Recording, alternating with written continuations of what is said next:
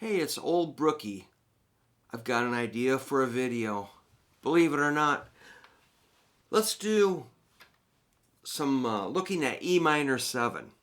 E minor 7. So here's an E minor. If you drop off your ring finger, that's an E minor 7. I'm serious. Pretty easy, right? Okay, there's other ways you can play it. So what we did was add a D note, open D to an E minor chord. E minor 7. So 7 means it's the 7th note in an E scale. But because it's a 7th, that's a dominant 7th, that means we flat that 7. So I'll get into more chords, but let's just back up for a second and do that scale. How about... Okay, that's 1, 2, 3, 4, 5, 6, 7, 8. That's a D sharp. That's your 7th. But since it's a minor 7th, not a major 7th, we flat it. Or it's a dominant 7th. I know it sounds weird, but so it's a D. Like here's an E major 7. Kind of that sickening, sweet, dreamy chord. Now flat that 7. So when we say 7, it's dominant or flatted. We have to say major 7 to make that sickening, sweet chord. Okay, back to the dominant 7. So basically, you just got to add a D. But one more tiny word about that. The dominant 7 is the root down a whole step. So here's... It's a whole step.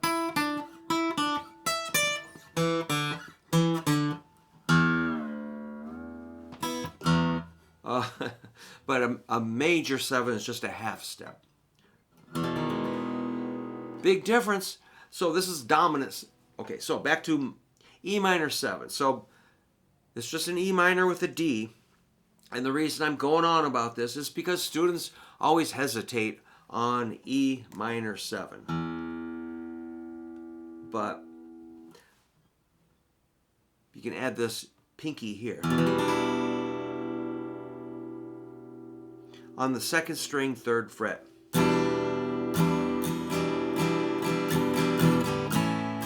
Ow, bit my tongue.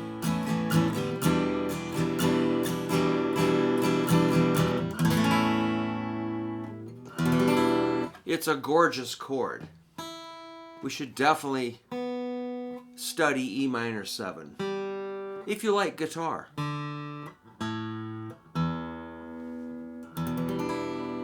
Okay, now you can also use this other D plus this new D. It can just be that. So you've got, that's where people get a little overwhelmed. They're like, wait, you said E minor 7 was this. Now you're saying it's this. Now you're saying it's that. Yes, they're all E minor 7. When I was a kid, I knew the difference. I knew they were all E minor 7. I didn't even think about it. But, you know, I know we're all different. It was a different time. But, yeah, man. I had to be good at something. I was not good at anything. But for some reason, this kind of wasn't that hard for me to figure out. But I understand if it is kind of weird. But yeah, man, you can get the same kind of like chord formula, just in different inversions or different kind of voicings. So E minor 7 could be this, this, or that. It could even be this. So you can definitely get creative. The second, or after these, I would learn maybe this one. Your bar chord up here. Which is, that's, you know, growing up in the 70s, everything was like a... Minor 7 was a big deal, man.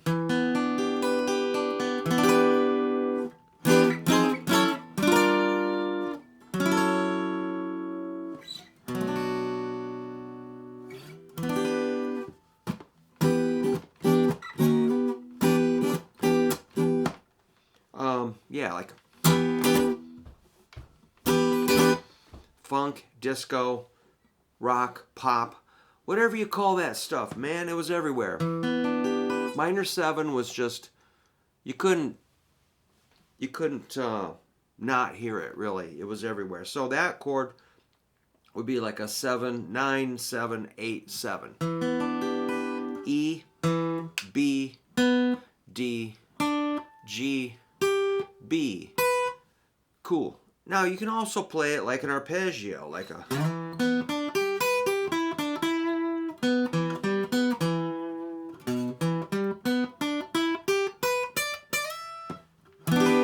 That would be cool to work on. Let's just check out that arpeggio.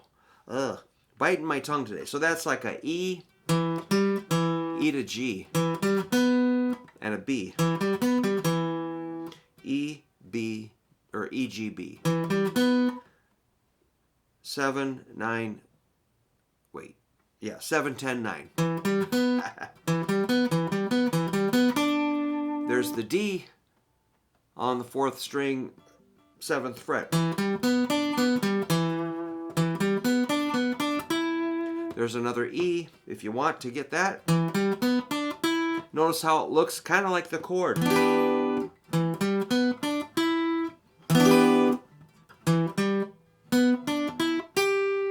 There's the G, B,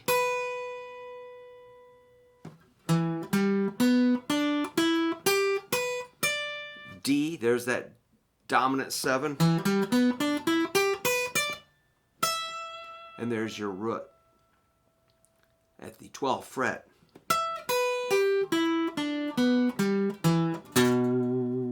There's a 5th. Almost sounds like a scale, but it's not. It's very close to an E minor pentatonic scale. It is the same, we're just leaving out the A. So the chord formula is close to the scale formula. The scale would be... The chord is... It's nice to know the difference. That A kind of pollutes it. The A is the 4th. We don't want the 4th messing up that chord. So watch out for that 4th. I have a bias against the 4th. Ask Don Scott about that. All right. So, yeah, I mean, if you put a 4th into this chord, it does kind of mess it up. Here's E minor 7. Add that 4th. It's a sound, but it's not something I want to resolve on. Maybe it could be moving. That note could go ah, ah. If you move it, it's okay. Or ah, ah, ah, ah. But not ah. Okay. I kind of give him a little hard time. But we're great pals. We can tease each other a little bit. Just a little bit. Okay. Let's see. Is there any more? Yeah. You could do it like this. That's like middle ring pinky, E, D, G. There we want to mute. We don't want that note. Well, it could be an open D. A little weird, so we'll mute it. That's a movable shape. Pretty cool. What else? Or you could do it like, check this out. This is cool. Magic. That's a 0, 7, 5, 7, open, open, 0, 0.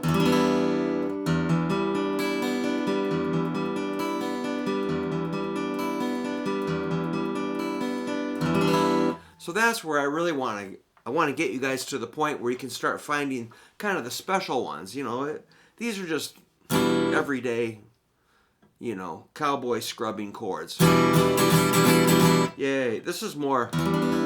You know, I'm a guitar player, more artsy.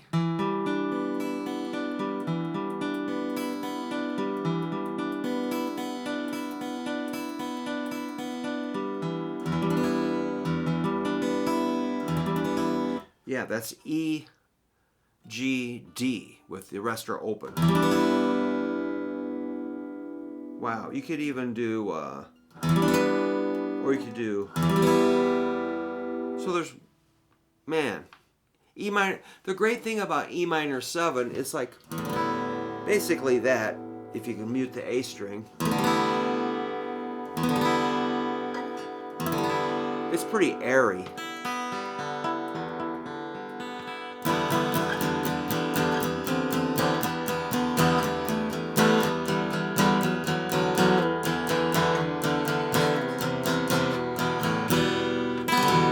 So it's really, you know, kind of flexible and kind of snaky and wonderful. E minor 7. So, you know, if you're taking lessons from me and there's an E minor 7 in the song, you know, I'm not judging you that harshly. If I see, you know, but to me that chord just screams guitar. I mean, it's like it's a very good sound. And if you're like, yeah, I never noticed that, I'm like, okay, it's all right. That's why I'm a guitar teacher. So I'll kind of steer you towards that. And you know, maybe I'm just sensitive. Some people are really sensitive at certain things, like a guy that can hear an engine and tell you which you know, which piston is, you know, sticking, or which valve is sticking or something. I don't know. A guy can hear a motor and tell you what's going on. You know, I can't do that, but or you can hear an airplane and tell what motor it is or something. Some people are tuned into different things. This is just my frequency, so I just want to share that so that you can also hear some of these things. And the more you can do that, the more independent you'll be, and you'll be able to basically teach yourself by ear in a more organic way.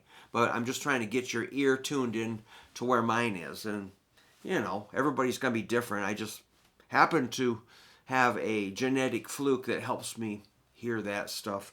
Or maybe I grew up in the right time where I wasn't distracted by too many gadgets other than the guitar. All right, man. Well, good luck. And I think I'm going to go set up some stuff at the club, and maybe we'll film the gig a little bit. I don't know. Probably will. Okay, thanks a lot for letting me jabber about E minor 7. Thank you. Good luck. Awkward silence.